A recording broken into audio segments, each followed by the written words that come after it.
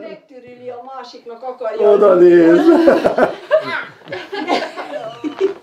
A Marcikát meg akarja türigetni. Fogja is. Viszi oda. Törölgesz István, de törölgesz. Hogy erő. De hát figyelj, okos a kis unokatestvér. Marci, eszedbe ne jusson. Már mindent oda pakoltam. Majd oda. Majd oda, hogy te adjál neki dobozt. Mindent elvettél előle. Köszönjük szépen. Nálad van Ki csak. akar gombócot enni? Káposztát. Mama, Én nem, mindjárt.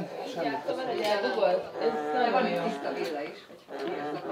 Adj neki egy puszit a buksiára. Vagy nekem köszönöm. De nyugodtan. Jaj, Istenem, megzavarod. Hogy néz rá, azt mondja. Hát mit mi lehet ezt a fiút? Azt mondja, megpuszít engemet. Eddig van Még a szemöldökét is felhozta. Adj neki még egyet, Marcuska. Kérdezd meg tőle, hogy hogy ityeg a fitye. Kínáld meg a Pistus csokival. Abban van a csoki. Kínáld meg tőle. Adj neki egyet.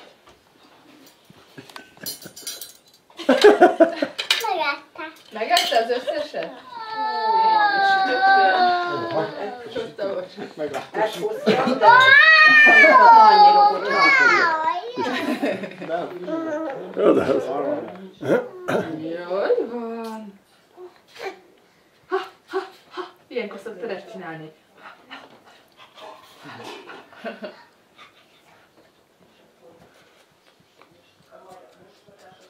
Fogd meg a Marci lábát. Hogy csikizd meg.